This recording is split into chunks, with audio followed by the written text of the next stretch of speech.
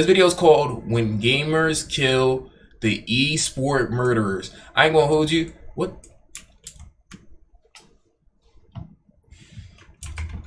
Nigga, you was doing fucking aim symbols. What the hell? What the fuck? Are you throwing up? Was that Crip? No. I was making it. Wow. That's true. Really about to get my shit taken away. I just got it. That's really crazy, bro. Hey man. Okay. Trying to tear my napkin, dude. When gamers kill the eSport murderers. It's a wavy video, 44 minutes. Y'all know wavy videos are always entertaining. It's long though, so lock the fuck in and let's go ahead and do that. Let's go ahead and do that. That's bad wording. Oh wow. Okay, bet. Let's get it. In the last decade, competitive gaming has exploded. By the way, if you murk somebody over a game should never be that serious, my nigga. Unless it's Brawlhalla. Yeah, if it's Brawlhalla, then it makes sense, though. If it's Brawlhalla, then it makes sense. Yo, I ain't gonna hold you. Me and Miles used to argue religiously over Brawlhalla 1, and she used to cheat in Brawlhalla. It was not cheating. She was cheating, my nigga, because you just easy to use characters. I ain't gonna hold you. So, yeah, bro, sound good. She was whacking you in Brawlhalla. Me personally, I wouldn't allow that shit. But Run that up, bro. Hell no, I don't want to test that game. I'm with you. I don't want to test that game. I'm not gonna lie, me and Miles have almost gotten into a fight on numerous occasions over that game, my nigga. I'm not gonna hold you. Oh my god, that shit was hilarious. Okay, like that. Let's get to it though. Let's get to Fortnite and stealing chests. Oh, Fortnite. Okay, dude, I don't want to talk about Fortnite. Fortnite. We all almost fight our homies over games at some point in time. If you really like that, but you know, never take it to this point though. You never take it. Everybody's BBG. Thank you for the 100 bits. In popularity, it's undeniable. The now lucrative esport industry success has immensely influenced the online world, with many of today's most popular content creators starting off as pro gamers. A definitive trait of the esport community is all the interpersonal drama that comes along with it. After all, it's competition, emotions run high, winners boast, and losers seethe. And generally, this beef ends in nothing more than a Twitter squabble. But unfortunately, in a handful of instances, a player's insatiable drive to win has ended in tragedy. And it's these disturbing cases that we'll be looking at today. From a Call of Duty player turned sword-wielding killer. Sword-wielding killer. Oh, this nigga pulled out the Buster sword, my nigga. He pulled out the katana, what that one guy did when he was trying to whack him over the Florida man? Yeah. Bro, he pulled out a whole sword. Okay. PlayStation 4 robbery turning deadly. From a professional Madden player committing a mass shooting, I think I remember that story a couple years ago. Are the eSport murders. Today's video is sponsored. Wavy always got a fucking sponsor. Yo, Wavy, tap me in with the sponsor, man. All right, first one. A pro gamer could be described as a mental athlete of sorts, and whoever outplays the competition. The two games that people fight over are always sports related. It's either Madden or 2K that people. The games that or Call of Duty. Call of Duty get like very Duffy over 2K, bro. Call of Duty to people niggas really like fucking beefing over Call of Duty, but usually that on the usually. It's the niggas in game chat though. That's who you really beefing with if you playing Call of Duty though. Black Ops 2 game chat used to be different. That's tough like reaction. I dropped your whole fucking team on. Fuck you. And wins on the big stage takes home not only the cash prize but all the pride and bragging rights that comes along with that. And the losers leave dejected and humiliated. Beef is common in esports. You gotta say anybody here what? Ever been interested in games like League of Legends? Nah, I've never played League of Legends, not even a day in my life. What are those considered? Like MOBA games? Ain't that what it's called? Yeah, it's called my League of Legends. Actually, battle something. League of Legends is actually that's low tier guy right here. League of Legends is actually technically heated exchanges between rivals seen both online and offline. One of those it's extremely uncommon for a gaming feud to turn violent, and even more rare for one to turn deadly. Which brings us to the story of Madden player David Katz. At the time of this story taking place, David Katz was a 24-year-old man from Baltimore, Maryland. Katz could be described as a troubled individual from a well-off family. David's father... If I seen that nigga, I would not assume he's a Baltimore native, my nigga. I'm not gonna cap was a career engineer for NASA, and his mother was a state toxicologist. This family was said to have had a drawn-out and traumatic divorce that deeply affected David. As a young adult and adolescent, David This is bad looks for Baltimore. To be honest, this is the least y'all worries. I'm not been gonna cap. hospitalized on numerous occasions related to mental illness. The young man apparently suffering from frequent psychotic bouts. David was prescribed the medication Risperdal at a young age that helped curb some of his symptoms, but lapses would still occur. Documents from the Katz family divorce also speak on the young man's mental health struggles. These papers claim that David was being treated for schizophrenia and that David would, quote, go days without bathing, play games until 4 a.m. on school nights, and would walk around the house in circles. Okay, the walking around the house in circles is kind of fucking insane in Maguhuji. But to be honest, who wasn't playing games at 4 a.m. on a school night? I mean, maybe not till 4 a.m. Fortnite event was coming out. Fortnite 2018, I definitely was up. I would stay up probably the whole night playing Fortnite until it was time to get back on the bus. I mean, sometimes it'd be like that. It always depend on what the game was, you know what I'm saying? But not too often though, just depending on what it had to be a really good game. It had to be something going on. Not like every single day ever, you know what I'm saying? Season 4, I remember that. Moon Demon, shout out to you, man. I appreciate you. Documentation also says that David Katz once punched a hole in his mother's door when his game controller was taken by her. Oh, wow, He also frequently threw tantrums that ended in him curling up into a ball and crying. David struggled with mental health throughout his formative years, and only one thing really brought the young man joy, that being Madden. As a child and teenager, David found refuge in the Madden video game franchise, playing these games religiously hours upon hours a day. In the Madden community, David would become a feared competitor and was known throughout the community by his various gamer tags, including Ravens Champ, Bread, and Texas Have a Heart Attack. David would eventually begin entering Madden tournaments and found success in 2017 when he won the Madden 2017 championship. An excerpt written about this event describes David's apparently lame clutch game. victory. Y'all be playing Madden still? Maguhuji, 2K and Madden. They come out with the same game literally every year. Especially 2K. The amount of y'all who be complaining about 2K but still cop the game every year is actually ridiculous. I'm not gonna capture you, know what I'm saying? But hey, please stay on. Madden fell off harder than 2K. 2K and Madden are ass. Y'all, I see some of y'all still playing. I remember when I used to smile playing 2K. Yeah. What was that? 2K 16? 16 and 17. I ain't smiled since. It's tough. What some are calling the most exciting moment in all of the 2017 NFL fighting Club Series demons. championships, David "Bread" Katz won with a walk-off victory by completing an unbelievable pass as time expired to be crowned Buffalo Bills champion. April Fool's Day is in 10 minutes for you. Dude, CJ, shout out to you, but you know I don't give a fuck, right, bro? What did he say? He said April Fool's is in 10 minutes for you. Nigga.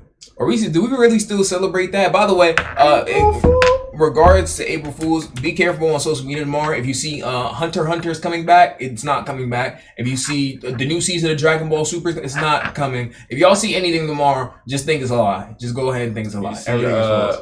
Budokai Tenkaichi 4 early release 2 days later. You know what I'm saying? It's cap. It's just the truth. Just know it's cap, my nigga. And what are you doing? Just know it's cap. It's cap. Y'all remember everything's a lie tomorrow? Except unless I say it. That is not cap. Well, I don't think I'm streaming tomorrow, but it's not cap regardless. The crowd at 716 Food and Sports in Buffalo, New York was amazed with the clutch execution in the fourth quarter. 17 players would like to go for it. I'm about winning. By any means necessary. Damn, they Elgato train was crazy back then. Does he have enough juice? Last play Game capture on 360. Touchdown, the young man from Columbia, Maryland. The last play of the game, and he gets it done. It's a touchdown alone. And while many competitive gamers celebrate their victories with a ridiculous pop-off of sorts, David was always said to have been rather stoic after securing the dub. Esports commentators have described David as not showing emotion when he plays, and one has been quoted saying, I ain't gonna lie, if you play against a nigga who shows no emotion, just run away, my nigga. I'm not gonna cap, cause like, especially if it's Smash. If you're playing against a nigga and he shows no emotions before, during, and after, my nigga, then nigga's not to be trusted. I'm not gonna lie to you. Even get him to open up and talk to you about anything, it's like pulling teeth. He came in as a 7 seed and he just knocked off the 2 seed, and he did pretty convincingly. Yeah, I don't think of myself as a 7 seed. I think personally I'm one of the better players, and I like to let my game prove that. As Bro looks sad as fuck that he won. I'm not gonna lie. David became more proficient at Madden, he would tour around the country and enter various Madden tournaments in the hopes of getting some cash prizes. And for the narrative of this story, none of those tournaments are important. But day 2 of a 2018 Jacksonville, Florida tournament is critical. The date was August 26th of 2018, day 2 of competition for the local Madden NFL 19 qualifier event. The day begins with 30 or so gamers hunched in front of TV and computer screens, donning headsets and preparing to eliminate one another in a tournament where the winner takes all. A $5,000 cash prize as well as a shot at entering the marquee. I think I heard about this story a couple years ago. Well, not the entire story, but at least this case, like what happened right here. Marquee event. 5K to be sweating my nuts off over some damn Madden is not enough money. I mean, you just got it like that, so you know nothing's enough for you. You know what I'm saying? Yeah, okay.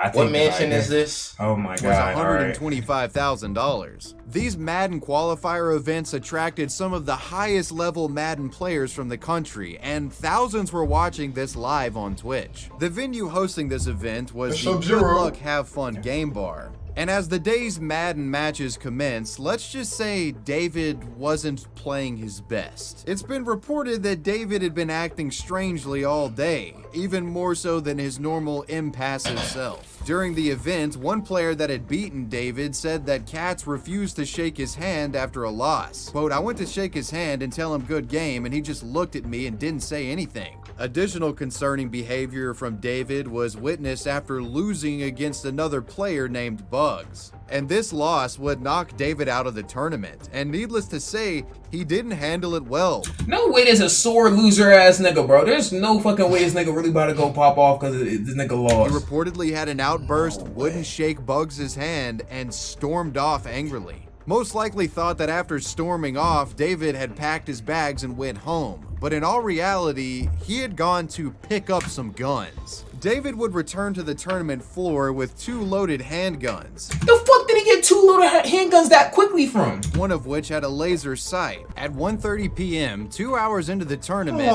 David Katz re-entered the venue and rained down 12 shots upon the establishment, sending a foray of bullets towards competitors and spectators. Nigga.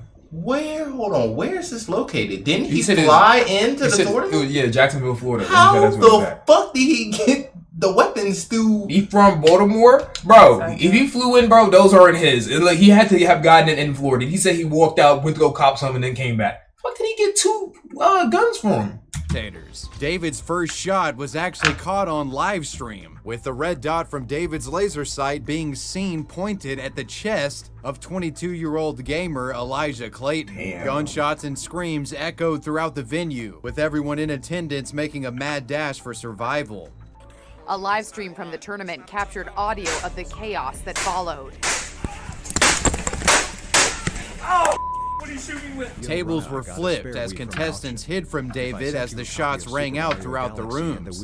Some of those who made it to cover would make frantic calls to 911, prompting a police and SWAT response to the ongoing situation. Sheriff deputies arrived to the Madden tournament around 1:36 p.m. What followed was a standoff of sorts, with some people who had actually escaped the event live tweeting the situation on Twitter. Yo, niggas be so lame, bro. Like, over Madden, nigga. That's why you can't play, certain people, you can't play games with niggas. Like, even basketball, bro, like court-side basketball. You know, you see how niggas be getting mad, niggas want to fight you and all types of shit. I'm not gonna lie, there's been more guns pulled than a little bit in just random street ball. Like, that's just a fact. Tell people you just can't play like any type of game with them because you just take this shit too serious, bro. Police escorted me. Jesus. I'm done going to any Madden events, not EA majors with security. Eventually, gunfire from inside the venue would stop. That being because David had taken himself out. Officers and firefighters would then begin a methodical scan of the building for victims, and they would soon discover the bodies of the deceased. Those individuals being 27-year-old Taylor Robertson, 22-year-old Eli Clayton, and David Katz himself. Authorities would go on to discover another 11 wounded individuals, who would all survive.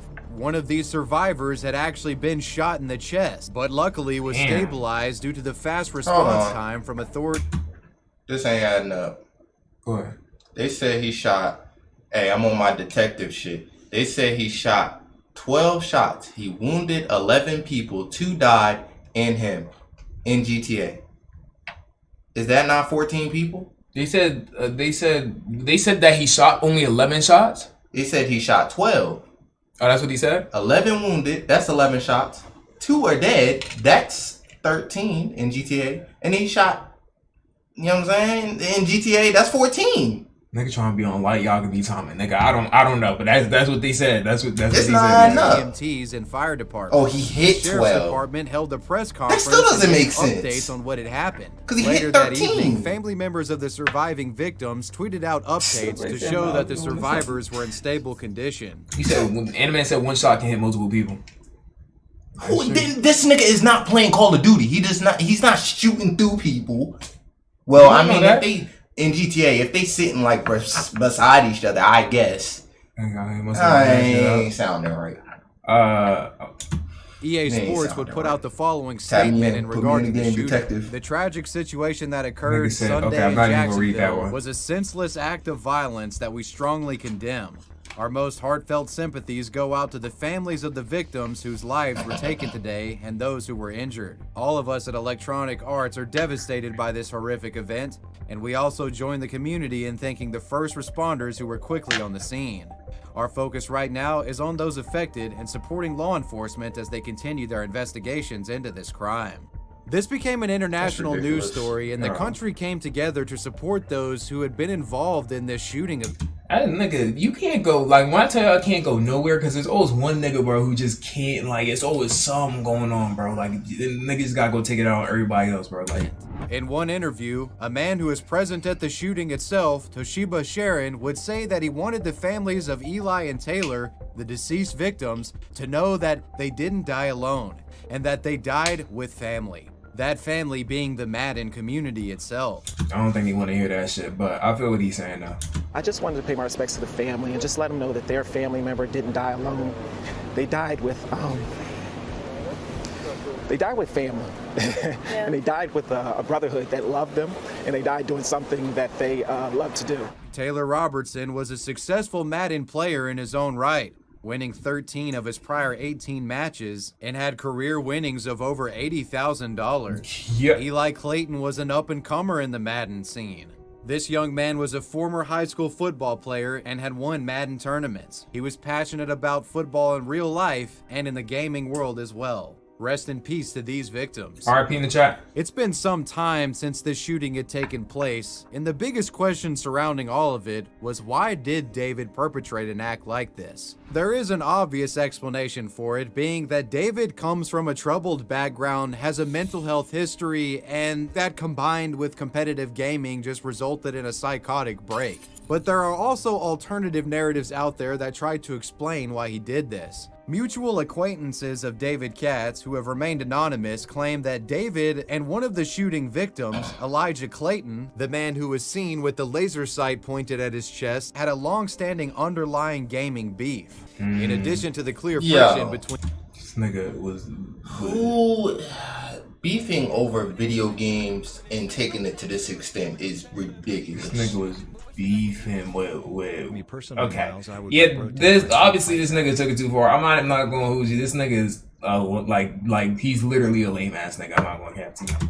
Between David Katz and Elijah Clayton, it also seems that David specifically targeted other Madden players in his attack. Yeah, I'm not gonna lie, that's the biggest bitch shit. This nigga's just like, yo, if I can't win, ain't nobody can win, bro. And just took out all the Madden players. He targeted specific Madden players. Both of the deceased attendees were players and competitors, and a number of those wounded were as well. I think it would be reasonable to say that David's attack could have been motivated by revenge, with the twisted man wanting to hurt the gamers that knocked him out of the tournament. Needless to say, David Katz was an emotionally unstable individual and apparently was willing to kill to settle minor scores. On October of 2019, Jacksonville Landing, the greater location of where the shooting took place, was completely demolished. While the venue may be gone, its destruction won't erase the memory of what happened the morning of August 26th of 2018. That was the David Katz story. See, and with that story right there, chat, don't be taking none of this shit too seriously, bro. It's all like, these are games at the end of the day, nigga. You supposed to have fun playing games, my nigga. The shit can get competitive and shit, but y'all gotta chill out. Y'all gotta chill out, you know what I'm saying? It should never be that deep. I'm not gonna cap. It's really not that deep. It ain't. Call of Duty Mobile. By the way, this nigga look like a fucking geek, by the way. This nigga look like he trades and steals Pokemon cards from his own mother, my nigga. I ain't gonna cap. During the COVID-19 pandemic, with some people quarantined and people... Mobile? Nigga, no way this nigga taking people off the map over Call of Duty Mobile, nigga. That's not an actual game, my nigga. You're playing mobile games, don't count, my nigga. There's no way. You beat the COVID-19 pandemic with some people quarantined and people just generally staying inside more. You saw a massive influx of new gamers and gaming in general. In 2021, Latin America in particular saw a 200% increase in sales and merchandise connected to gaming. Competitive mobile gaming rose to popularity thanks to battle royale shooters like Fortnite and Call of Duty Warzone being ported over to smartphones. Which brings us to the subject of our next murderous gamer, 18-year-old Brazilian man Guilherme Alves Costa. Guilherme played Call of Duty Mobile competitively under the name Flashlight for the gaming team Gamers Elite. As far as the man's bio information, Alves was said to have come from a loving family, with his mother describing him as a good boy. However, Guilherme was not without struggle. This young man reportedly battled with depression, at one point expressing that he was completely unhappy and tired with life. He was said to have had few friends and had a difficult time getting along with people. However, one individual that he did get along with was a female gamer from a rival Call of Duty mobile team. While playing COD Mobile, Guilherme met 19-year-old Ingrid. No way. No way this nigga went on some e-girl shit, nigga, and then she ended up breaking his heart somehow, so he went to go either target her or some other people because he got his heart broken by an e-girl. Oh, no, this nigga took the Discord route. He took the Reddit route. I hope not. Let me hear it. Oliveira Bueno de Silva, who went by the alias Soul online. Ingrid competed professionally for a group of players called Fantastic Brazil Impact, the team frequently competing against Guilherme's team. Through their Call of Duty rivalry, Guilherme and Ingrid apparently had gotten close to each other and had met in real life on at least one occasion, with Ingrid visiting Guilherme's house and his mother commenting that the two seemed like good friends. It's unknown if there was a romantic element to this relationship, but needless to say, the two enjoyed each other's company. At least, it seemed that way on the surface, as what we soon find is that Guilherme's motive for becoming close to this woman wasn't to seek romance or friendship, it was to kill her. On February... This nigga, see, I ain't gonna hold you, nigga. Just average Call of Duty Mobile fucking activities, my nigga. If you're playing Call of Duty Mobile competitively, I don't know, nigga. I don't know, bro. It would feel like the signs was already there, bro. This nigga strong chin ass nigga, bro. Like, how does your mind even go to that, bro? Keep playing Call of Duty Mobile, my nigga. Stay in the gaming world, my nigga. Like, the 22nd of 2021, Ingrid would visit Guilherme at his Sao Paulo home. Bro was holding that up. Bro took a little too much L's from her on Call of Duty Mobile. Bro couldn't take it no more. Like, that's some lame ass shit. I'm not gonna cap. Under the premise that the two would be playing Call of Duty in person together. What Ingrid didn't realize at the time is that Guilherme had been plotting for close to 2 weeks to lure her over and kill her. After Ingrid arrived, Guilherme would lure the young woman into his bedroom. Shortly after, the deranged man would procure a sword and began violently slashing and stabbing at the woman, continuing his assault until she was dead. In a sickening display of depravity, Guilherme would then record footage of her dead body after committing the murderous deed. This nigga pulled up with a fucking katana, my nigga, a sword. Yeah, this dude was unhinged. I'm not gonna hold you. I hope they gave bro DP. You know what I'm saying? I hope. In this not safe for life footage, it said that the sword handle could be seen protruding from the victim's stomach while Guilherme maniacally chuckles to himself. This gruesome footage was later uploaded to a WhatsApp group that Guilherme's gaming friends used. Guilherme comments, "You're thinking it's ink or that it's editing or something, but it's not." In this grisly video recorded by Guilherme, he would also add some commentary, claiming that he had written a 52-page manifesto that 52 page, nigga. I'm not who this dude. Every time I hear some more stuff about this dude just making me think he's just the lamest nigga on earth. If already playing Call of Duty Mobile is already one, that's already one. You already set tripping, that's one. Two, you gotta go kill somebody over Call of Duty Mobile for whatever reason, actually. You know what I'm saying? That's two. And then you wrote a 52 page in GTA. And now you made a 52 page essay. That's probably the lamest shit you could have done. I'm not gonna hold you. Like 52 pages? There's so much other things he could have did with his time. Jesus Christ. Dog, this is a pure result. By the way, if you just consistently just have all the time to play mobile games, bro, I just feel like there's too much time in your hands, bro. Because bro's competitively, not casually, he's competitively playing mobile Call of Duty, bro. Competitive mobile game that was valid like in the last 5 years is when Mario Kart came out. Oh, you remember that? Niggas thought that was hard. Mario Kart Mobile? But then we had to wait like a whole 2 months for the online. That shit fell off immediately, though. I'm not going to hold you. That Mario Kart Mobile. I can't even think of another game. Oh, Among Us on mobile. Among Us was valid. Bleach, Bracehold never played the. Okay, bro, turn that shit off. Ban that nigga. Mario Kart was good for 4 months. I played that shit for 2 weeks. I played the fuck out of Mario Kart. I ain't gonna lie. That would explain why he committed his killing, but he didn't elaborate on the motive directly. "I really killed her. Got it? I've got a book too. I asked some people to share it. I hope you read it. It contains some truths." Bom, vocês estão achando que é tinta, que é montagem ou algo do tipo, mas não é. Eu realmente matei ela, entendeu? E, bom, eu tenho livro também. Pedi pro pessoal tá divulgando. This dude even record lame, my nigga. Like, I can't trust nobody with Skull Trooper mask on. I ain't gonna cap. Já esse meu livro. E é isso aí. Eu espero que vocês leiam. Tem algumas verdades. The gamers in the WhatsApp group who were sent the video and the messages from Guilherme would immediately contact police over the matter. Meanwhile, Guilherme would flee the scene of the murder. His brother would arrive home shortly after, found the dead body, and called police as well. Surprisingly, authorities wouldn't have to go on any manhunt to find this killer, as Guilherme turned himself in. Arresting officers noted that Guilherme seemed relatively calm about the matter. Also standing like him, you not him, you bean-headed ass nigga. I'm not gonna cap to you, glasses tight as hell, nigga. Fucking Frieza in his second form looking ass nigga. Fuck this nigga, bro. I ain't gonna cap, niggas love jail. He just loved jail. Bro did all that just to turn himself in. You love jail, I ain't gonna cap. He seemed to understand the seriousness of the situation. When they asked what his motive was, Guilherme stated, quote, "Because I wanted to." Bro, head built like a stale Reese's Puff that you find under the fucking kitchen cabinet. Bro, how old is bro? 18, he's 18. That nigga's hairline is fucked bro, to be 18 years old. That shit is terrible. Him and his barber will be selling a cell, sharing a cell very shortly. Mas por que você fez isso? Por que quis? Você tá rindo de uma situação, Guilherme. Você matou uma menina novinha, Guilherme. Por que você fez isso?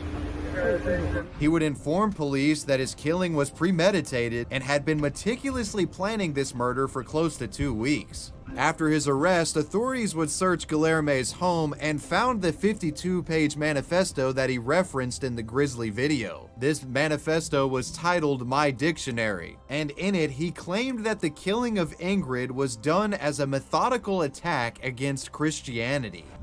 What? Now, oh my god. Alright, bro. Alright. Come on, bro.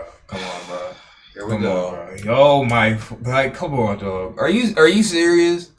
How that work for you, bro? And how that work for you? Let me know how that works. How did that work? Exactly what Guilherme meant by this isn't exactly clear. His writings were said. I don't think nobody like you convinced anybody or deterred. I don't think they actually did nothing but put you in jail and then kill somebody in GTA. Like to have consisted of incoherent ramblings, loosely detailing 52-page essay of nothing with life. It has been reported that Guilherme mentions wanting to attack a Christian church in the manifesto. A psychoanalysis performed on Guilherme would reveal that the man suffered from a persistent delusional disorder and antisocial personality disorder. Outside of this, the only other clues to to his motives comes from a statement that he gave to an arresting officer.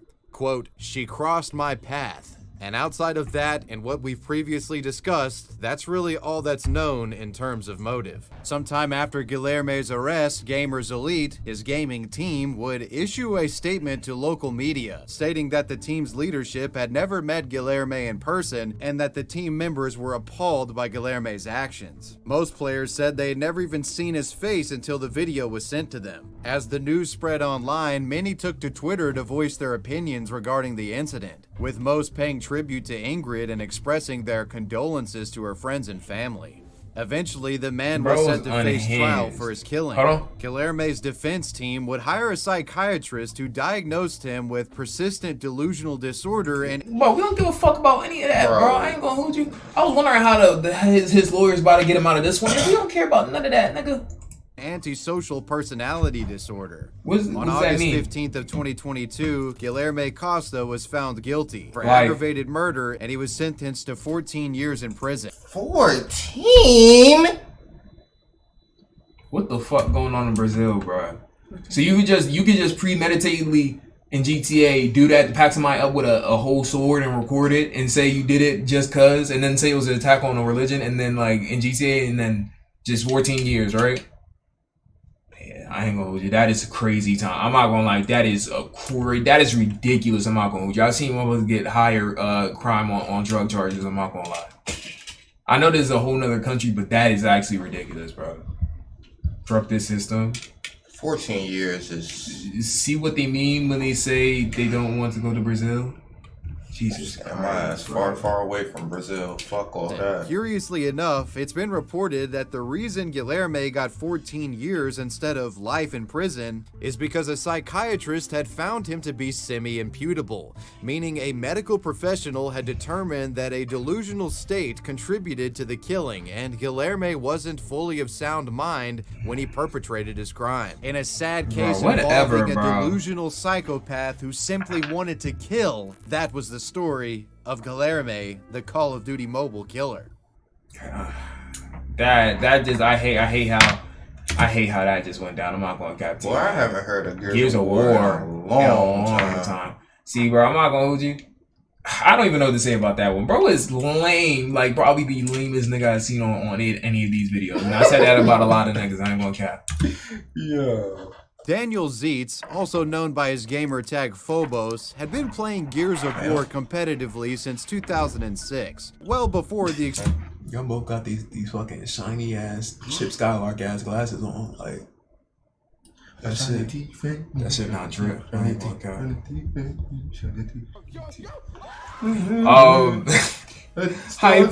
Thank you for the tier 1. Desperate. In my day,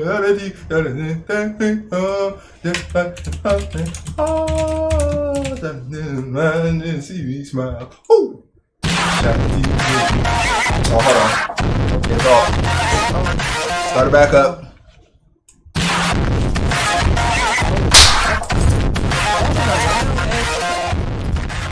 You kind of, I'm not gonna hold you. I hate that you actually hit that shit. I'm not gonna cap to you. I hate that you actually hit that shit. That's going in somebody's video. Jesus Christ, that clap can be heard around the world. I ain't gonna lie. Alright, damn.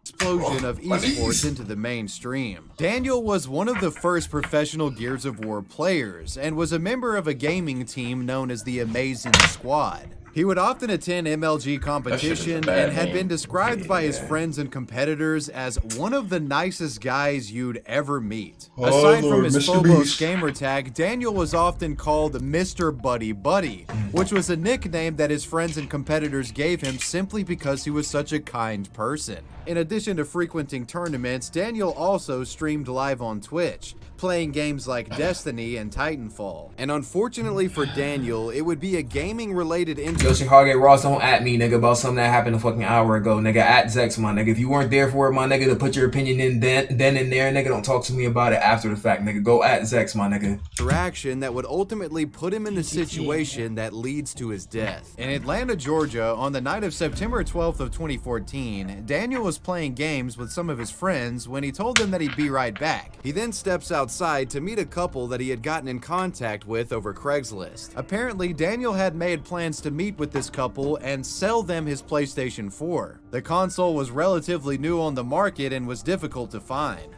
Daniel would meet up with this couple in the parking lot of his Sandy Springs apartment at approximately 9:30 p.m. At this rendezvous point, he would meet the individuals he had been communicating with on Craigslist. Those individuals being 20-year-old. By the way, don't use Craigslist. Not ever. Not ever. Craigslist is like, I want to get robbed in GTA. Like, you know what I'm saying? Yeah. Blueryai, watch your mouth before I put you in the timeout corner. Who said that?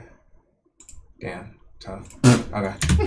Daniel Vivian and 16-year-old Kayla Dixon. The girl's 16-month-old baby was brought along as well. Oh my However, God. what you might have put together by this point is that the couple that wanted to do this PlayStation transaction at 9:30 at night, they didn't have the best intentions. As a matter of fact, Nathaniel had been meticulously planning a robbery with Kayla for over a week by this point. Apparently, Damn. Nathaniel, low on money, had actually recently sold his own PlayStation 4 to pay rent and wanted to— Yeah, I'm not gonna lie, that's a different level of down bad. You sold your PS4, bro. That's tough. Yeah, he gonna be selling the clothes off his back soon enough. But To get I feel another it though. I feel it though. I know how that go, bro. One time I sold my.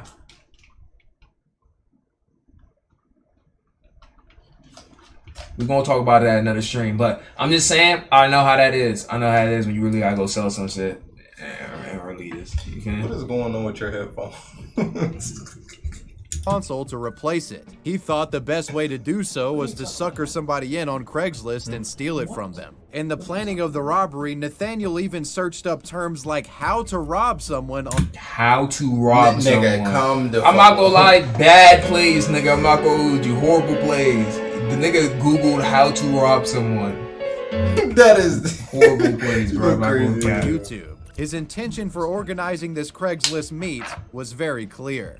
After the group meets up and exchanges pleasantries, the conversation then switches to the PlayStation in Daniel's hands. And it's at this point where Nathaniel lunges towards Daniel and grabs it, trying to pull it out of his hand. So Nathaniel quickly grabs the console and tries to rip it away, but Daniel resists and actually puts up a fight, not having any of this robbery. And seeing that Nathaniel was getting overpowered by Daniel, that's when Kayla comes into play. Seeing the ongoing struggle, it's at this point where Kayla reaches in. Why they got a strap? Isn't she? Didn't he say she like 16 or something like that? No, she got a strap. Glove box and pulls out a .25 caliber pistol. She aims the firearm at Daniel and pulls the trigger. The bullet pierces Nathaniel's hand and then hits Daniel in the chest, causing him to fall to the— By the way, horrible aim, my nigga. She should have put that shit. I don't know why she even did that to herself, bro. Now she gonna end up in jail.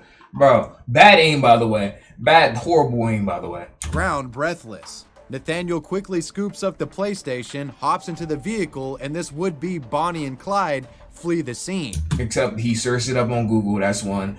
And y'all just packed somebody up, which wasn't a part of the plan. But now y'all got a PS4, but y'all about to be in jail, so none of that's gonna matter. So I don't know what's wrong with me. Yeah, that's tough. Leaving Daniel for dead. Nearby residents heard the gunshot and notified police. Officers would arrive to find Daniel's dead body. Meanwhile, Nathaniel and Kayla were on the way to the hospital themselves to get Nathaniel's shot hand looked at. After arriving and showing doctors the injury, they made up a fake story explaining what had happened, stating that they were in fact victims of a robbery and that Nathaniel had been shot in the process. Since Daniel told medical staff that he had been shot as a result of a crime, police were notified in this matter, and they were able to put two and two together here and realize that the guy was full of shit and he actually got the injury from, Kayla shooting at Daniel, the guy that they just actually robbed. This resulted in Nathaniel and Kayla confessing and admitting that they were responsible for the death of Daniel.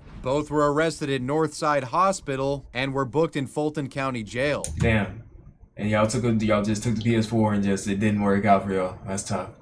The district attorney's office would later announce that despite Kayla being a teenager, she would be tried as an adult. And before you knew it, these botched robbers were facing murder charges. With Daniel being somewhat of a popular figure in the esports community, news of his death spread quickly. KL Arctic Smith, Daniel's friend, teammate, and the last man to ever speak with him, set up a GoFundMe account to help with funeral costs. This GoFundMe eventually raised close to $23,684. KL Smith also made a tribute video expressing his sorrow for losing his friend as well. One of our teammates was make sure I stay off of Craigslist, man. Don't go on there. Robbed, and he resisted the robbery and was shot and killed. And that teammate is Phobos, or Danny. He was so friendly to everyone that we had ever met. And, you know, when any of us were having a rough day, you know, you talk to Danny, he'd cheer you up. It's a tragic loss. You know, I feel really bad for his families. My condolences go out to them.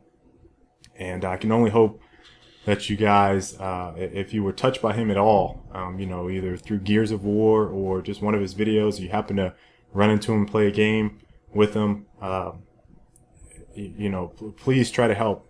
That's all I can ask. You know, I don't ask a whole lot right there. I'm going cap from any of you guys. It's so tragic. I don't really have too many words for you know, what has happened, but it really sucks. In June of 2016, during what was supposed to be Kayla's first day of trial, she announced that she had taken a plea deal and would serve she took a plea. 40 years in prison. Damn. She took a plea. Yeah. Damn. You know she took a plea deal. Y'all know she got the McDonald's in front of her. She started snitching for sure. She turned on this nigga for sure. I ain't gonna lie. She the one who's on. She turned on this nigga for sure. I ain't gonna cap. Bro, Def got 60 to life. That's tough. Yeah, she got 40. The other nigga probably got like, even though he did. I wonder if he's gonna get more, even though he wasn't a gunman. But he probably ended up. He's definitely gonna get more. I'm not gonna lie. That nigga got life. While addressing the court, she apologized in tears. Quote, "I would trade anything, almost anything, to bring Daniel back, but I shut the fuck up. I can't. I want Daniel's family to know that I regret that day. I'm so sorry.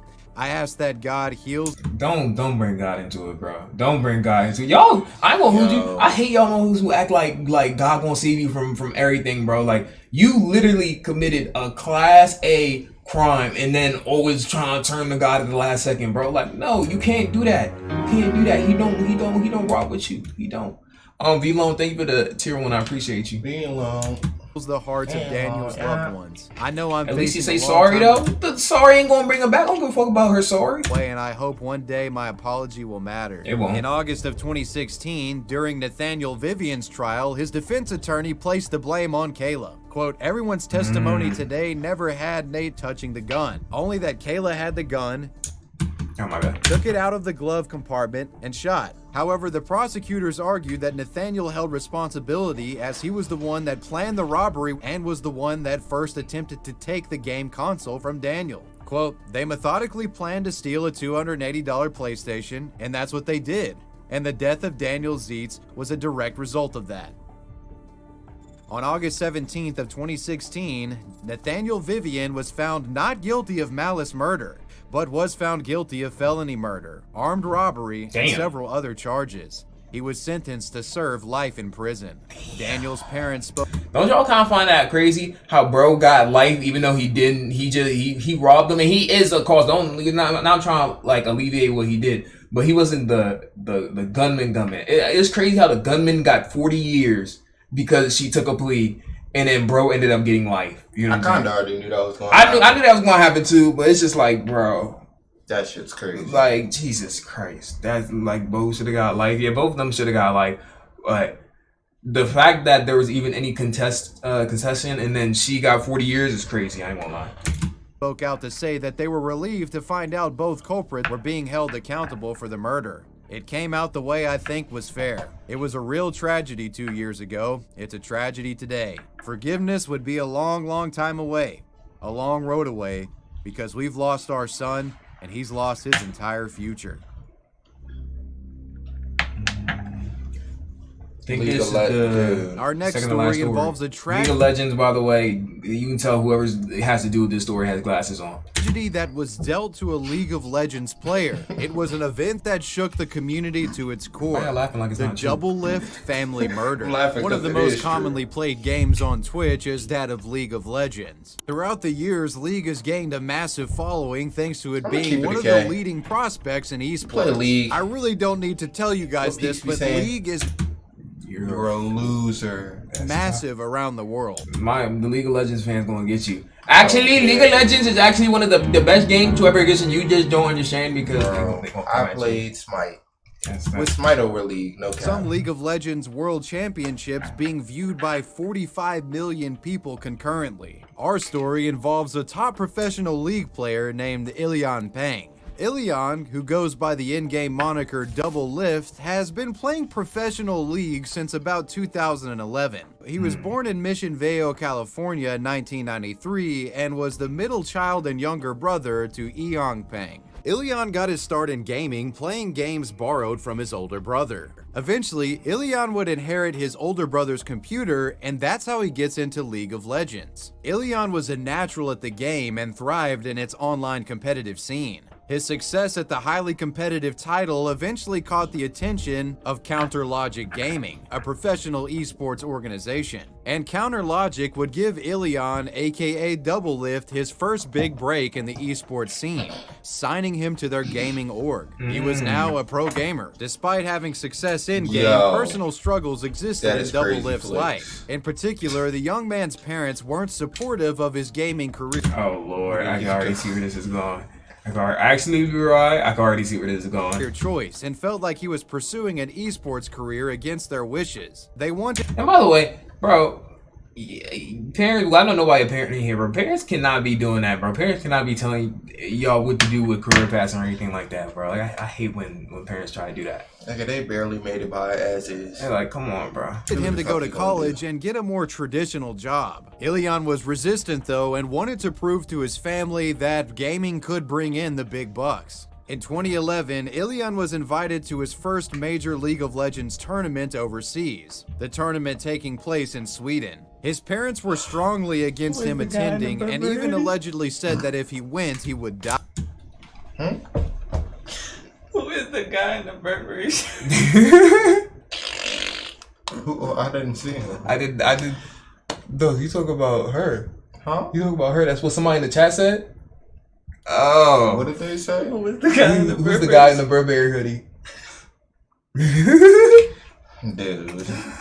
Oh, this is a crazy pause, by the way. Oh shit. Sorry. Were strongly against him attending and even allegedly said that if he went, he would die. But eventually they would allow Ilian to go to this Swedish tournament, and that's thanks to Ilian's older brother Ehong talking them down and talking some sense into them and making them realize the opportunity that their son had. Ilian has once reflected on this moment, stating, "I think my older brother is like the most influential figure in my life." Thanks to his older brother, Ilian was indeed able to travel overseas and compete in this gaming tournament. But as soon as he got back, they continued hassling him regarding his desire to be a professional player. This hassling eventually resulting in a massive verbal argument with Ilian's mom, calling her son lazy and worthless. I'm not gonna lie, if my parents are still coming at me, I'm really making money like that, my parents are coming at me, like, if my parents were coming at me for doing Twitch or anything like that, and I was really, like, if I really was making bread like that, and then they kept coming at me about it, I'm just going to not go over there, bro. Like, I'm just not going to be over there. And kicking him out of the house for good. After being kicked out, Ilian would take to Reddit and vented his frustrations to his fans. In this post, Ilian states, quote, "My mom is a first-generation Chinese immigrant and she basically adheres to every single Asian parent stereotype out there." Ilian's Reddit post detailing him getting kicked out because of his pro-gaming aspirations would go somewhat viral. Fans and Redditors would chip in to get the now homeless League star back on his feet, in an amount that totaled over $1,000. Around this time, Ilian also got a gig writing educational League of Legends content for Team Curse Gaming. Quote, "I pretty much made half of the guides for that site. I was just super happy and I could finally pay rent that month." Making enough money to now live on his own, he fully cut off contact with his parents. As he should. Okay, cool. So story should end right here, but the video has 10 more minutes left. And after cutting them out of his life, Doublelift's career only prospered further. In League of Legends, Ilion developed what has been called a bad boy persona and was known for being quite the trash talker. I don't even think they're that great. I just think everyone just sucks. In That's trash talking. Y'all niggas need to come hop on the team in the Call of Duty lobby. Niggas need to hop on the team iPhone chat, nigga. You ain't call him a bitch ass nigga or nothing. Like, that's tough. Like, yo, he sucks. That dude sucks. Like, damn, y'all trash talking crazy. I ain't gonna cap. That's tough. 2013, he's responsible for uttering one of the most famous phrases in esports history, that phrase being "everyone else is trash." How good is it to get a pentakill at the LCS All-Stars? LCS All-Stars, it technically was, because it was Europe versus North America. Everyone else is trash. Right here on the show. Everyone else is trash. Thanks to numerous league tournament victories, Ilion, aka Doublelift, would become a superstar in the esports. They never played Black Ops 2? But as years passed and Ilion became more numb to the fame and money, he began getting curious in regard to what his family was up to. In a 2015 interview done with Machinima, Doublelift said that he eventually would like to go. While I was drinking the street, were you watching Murderous Niggas? I don't know, Mac, he was talking about this nigga. And then his parents don't support what he's doing. He's a professional gamer. And then the nigga, apparently he be talking trash to everybody and the shit. And the nigga talking about something, oh yeah, you suck. Everybody in here sucks. This nigga cannot be in everybody is trash. This nigga cannot be in any Call of Duty game. He can't join up in Fortnite. This nigga can't be at no row session. Nigga said, oh, you guys suck. Like, nigga, no. Go back to his parents and just be a son again. I don't have to butt heads with my parents every other day. That's so stupid. I can listen to them a little bit and still do my own thing sometimes, instead of have all this conflict and like built up tension and stuff like that, so that neither of us are happy. I just want to go back to them and just like just be their son one day, you know, just be like, okay, I'm your son and I'm doing well, but right now I can't do that. I'm too busy. And around this time, it said that Doublelift reached out to them and was able to come to a sort of tentative peace with them. Quote, "Today I realized I still love my mom. Guess family really is forever. Even if I spent 10 years angry with them." Ilion would re-enter the gaming space with a newfound vigor, winning numerous tournaments over the next several years. Fast forward to 2018's League. Like, this story, I don't even know how it's about to turn bad. Yeah, because it sounds good right now, bro. Like, rekindle with his people. We found out he still really loves his mom like that. Like, I'm like, bro, what happened? It's about to have the most dramatic turn ever. The biggest left turn ever, bro. League Championship Series. He would go on to help defeat Cloud9's team in the quarterfinals and the Echo Fox team in the semifinals in the League Championship. He winning in life. Just a week before the League of Legends World Championship Finals were to take place, Doublelift was hit with a life-changing tragedy. On March 31st of 2018, Doublelift's 30-year-old brother, Ehong, would find himself in a verbal argument over the phone with his parents. Apparently, Ehong was in an emotionally sensitive state after his girlfriend had just broken up with him. In an effort to console the man, Ehong's mother and father would travel to his home. After his parents arrived, Ehong made it clear he didn't want any assistance and became combative towards them. It's at this point where Ehong... Oh, so it's the brother. It wasn't the esports dude, it's the brother. There's no way, bro. People really take your life over anything, nigga. How the fuck you mad at me because I'm trying to help you because you got fucking, you know what I'm saying? Like, because your shit is going wrong, my nigga. Ehong grabs a butcher knife and chases the family out into the street, where he would then stab both of them.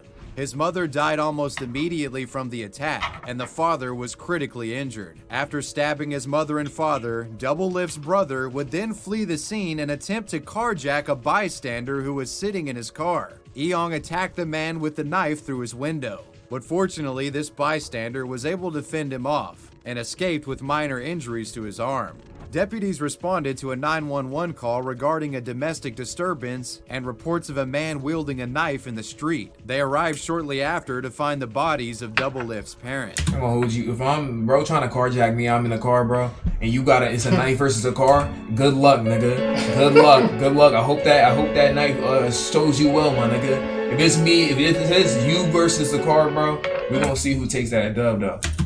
Ehong was found not far away from the crime scene near the Ortega Highway, the man standing eerily still holding a bloody knife. Ehong was arrested without incident and taken to Orange County Jail. Christ, Doublelift's hairline. mother, who Orange was 59 years old at the time, was pronounced dead at the scene. His father was wounded but managed to survive. He was taken and hospitalized in critical condition. Doublelift would get a phone call from authorities regarding this incident just moments after winning the league semifinals. He had to skip the fanfare and fan meetups and head straight to the hospital to check on his father. Ilion would issue the following statement over social media.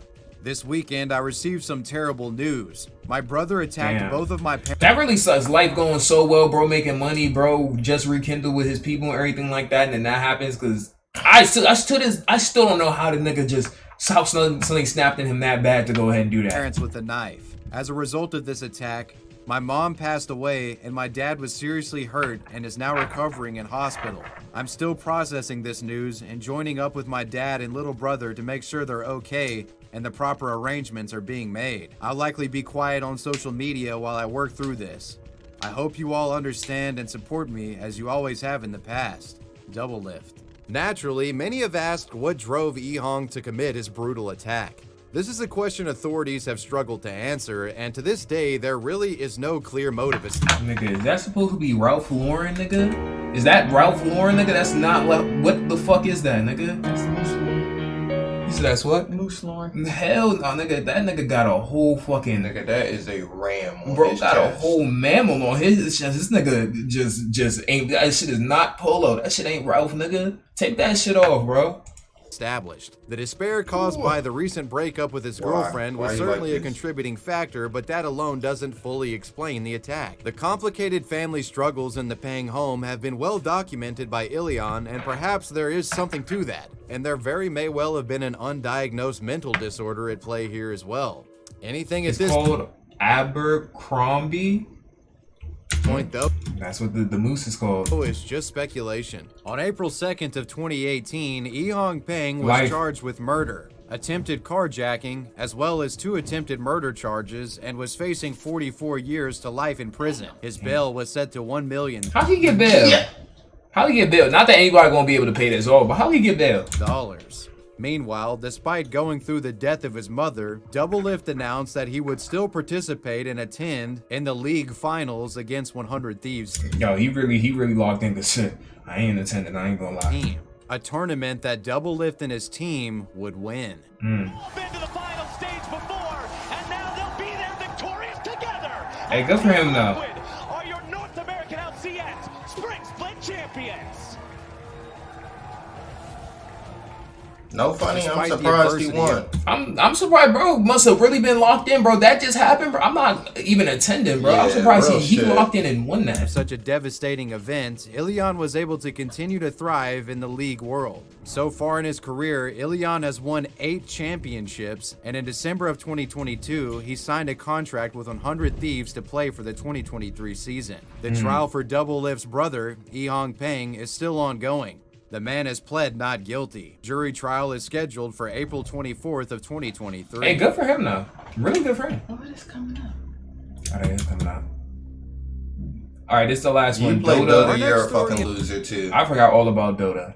I forgot all about Dota. It involves a group of Filipino Dota players who travel to a Dota tournament, with some of them not returning alive. The story begins with 3 young men, 17-year-old Joshua Laksamana, 15-year-old Julius Sebastian, and a third unnamed friend who isn't identified in reports regarding this story. All 3 of these young men were competitive Dota players, and on August 14th of 2018, they would make it their mission to attend a Dota 2 tournament that was taking place in Baguio City. These 3 individuals were from Tarlac City. As you can see on this map, it's not the most walkable distance. Damn. With none of these 2 hours boys being in possession of a vehicle, what they decide to do is essentially hitchhike to the tournament. And according to hitchhiking to the tournament, by the way, hitchhiking is probably one of the worst ideas a person can ever decide to do in their life. Please do not do that. I heard it's falling off. It's falling off now, you know, because nobody trusts nobody like that. Easiest way to get packed. But that's you're just asking to get packed of you hitchhiking. Through a report from one of the boys, they made it to the tournament safely. participate, don't know how to get that. How the fuck you getting back? Win, That's but true. enjoyed their time nonetheless. After the tournament had concluded, the three friends reconvene and start hitchhiking back to their home city. On the way back home, the unnamed friend mentioned earlier in the story separates from Joshua and Sebastian after deciding to rest. And for whatever reason, Joshua and Sebastian would decide to separate and go forward without their unnamed friend. And little did any of these young men know, this would be the last time any of them would see each other alive. Curiously, the third unnamed friend who had waited back behind Sebastian and Joshua, he had arrived back to Tarlac City before Joshua and Julius Sebastian, despite taking a long break and obviously would be trailing behind. Naturally, this friends. If you are, bro, if for some reason in your head you think it's a good idea to hitchhike, why the fuck would you then split the fuck up, nigga? Like, that's bad survival skills, bro. Started to get concerned that something had happened to Sebastian and Joshua after they had separated. Joshua's mother, Christine Pascal, wasn't initially concerned.